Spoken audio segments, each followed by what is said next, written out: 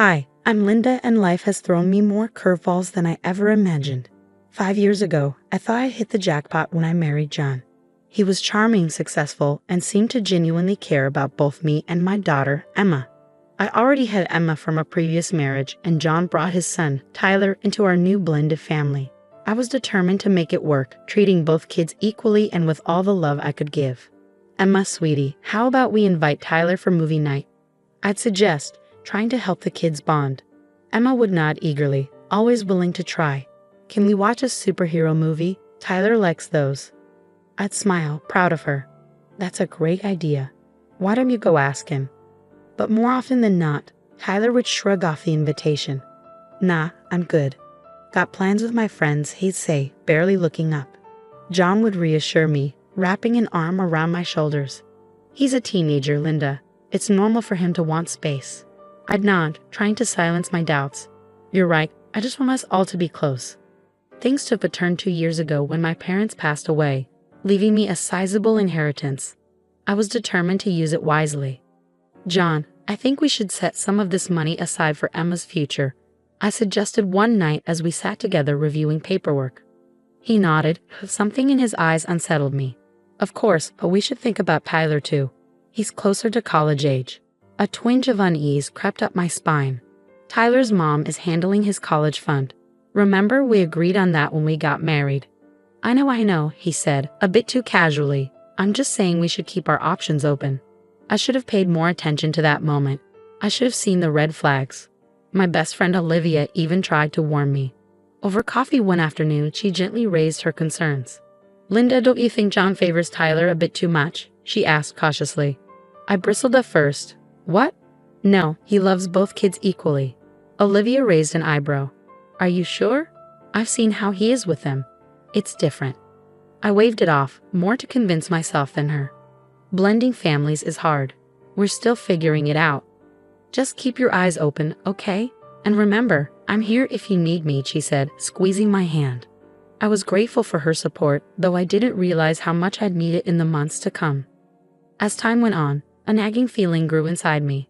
Something was off with our finances. Bills I thought I paid were showing up overdue, and our savings seemed to be shrinking faster than I could explain. John, have you noticed anything strange with our bank statements? I asked one evening. He barely looked up from his phone. No, everything seems fine. Why? I don't know, something just feels off. He finally met my eyes, his expression unreadable. You worry too much, Linda. I've got everything under control. I wanted to believe him, but then I found it, a withdrawal for $5,000 that I hadn't made. My heart raced as I dug deeper. The more I looked, the worse it got. Multiple large withdrawals, passwords changed without my knowledge. Panic set in. That night, I called Olivia.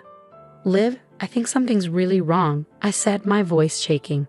She listened as I spilled everything, John's dismissive attitude, the unexplained withdrawals, the changed passwords.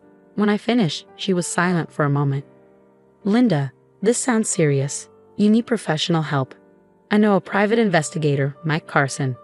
Want me to call him? I hesitated, then agreed. A week later, Mike called me into his office. The look on his face told me everything before he even spoke.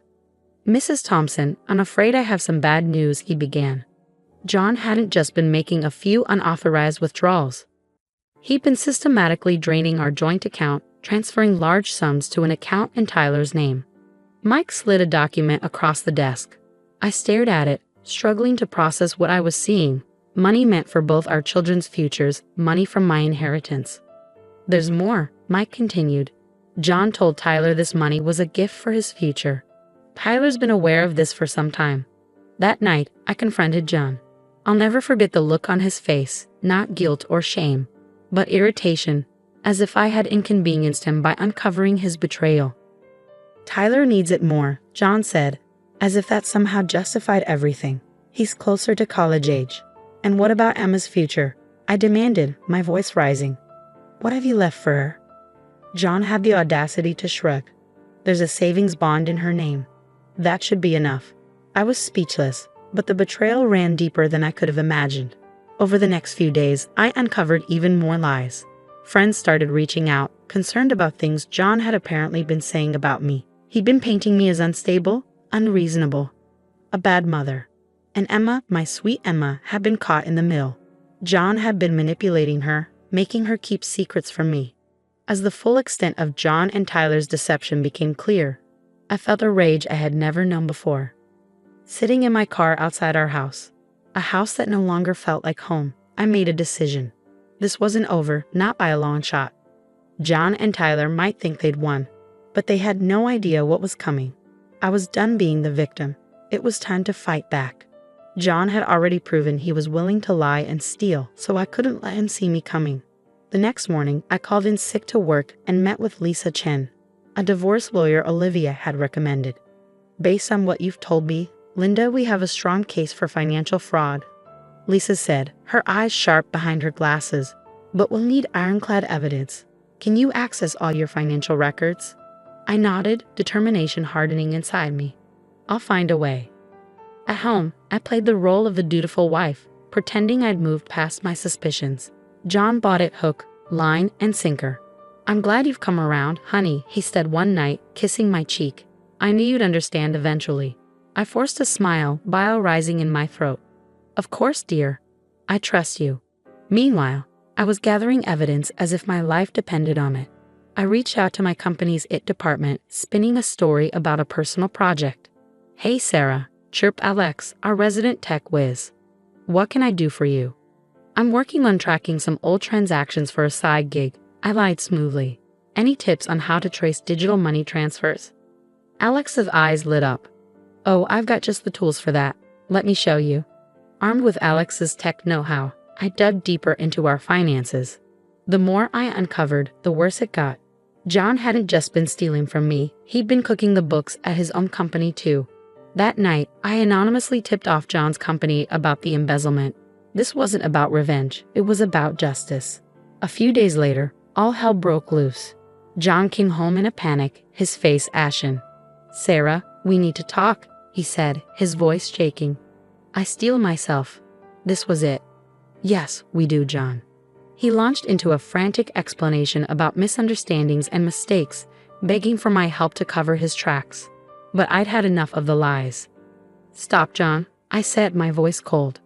I know everything. The money you stole from our account, from my inheritance, the lies you've been telling about me, the way you've manipulated Emma, and now your little embezzlement scheme at work. John's face crumpled. He fell to his knees, grabbing my hands. Sarah, please, I'm so sorry. I'll make it right, I swear. We can fix this together. I pulled my hands away. Fix this, John. You've stolen our daughter's future. You've lied to my face for months. You've tried to turn our friends against me. There's no fixing this. But I love you, he pleaded, tears in his eyes. We can start over. Please just give me another chance. No, John, I said, my voice steady. It's too late for that. We're done. As I walked away, I felt a weight lift off my shoulders. The road ahead would be hard.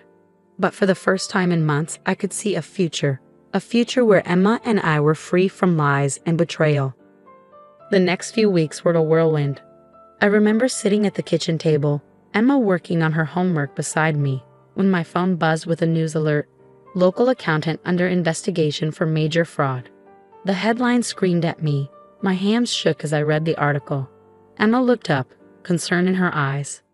Mom, what's wrong? I forced a smile. Nothing, sweetie, just some work stuff.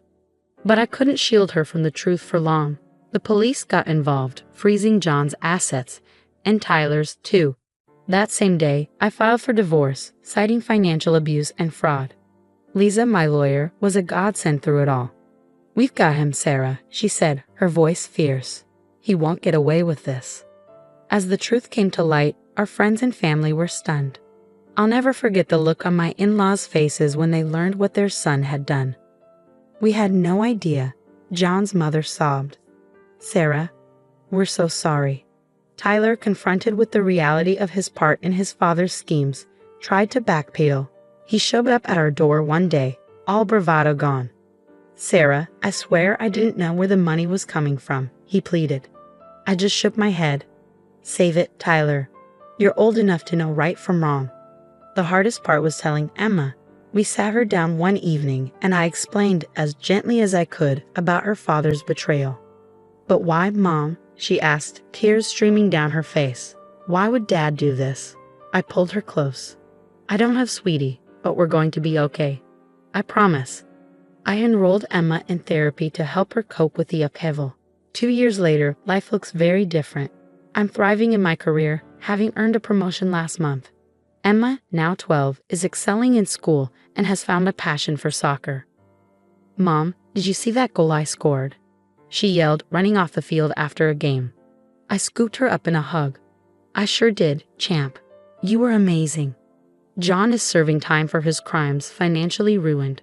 I've heard through the grapevine that Tyler is struggling, working a minimum wage job and living with his mother. As for me, I feel vindicated, stronger than I ever thought possible. Emma and I have built a stable, loving home, free from the toxic influences of our past. Looking back on this journey, I realized that while the betrayal nearly broke me, it also revealed my resilience.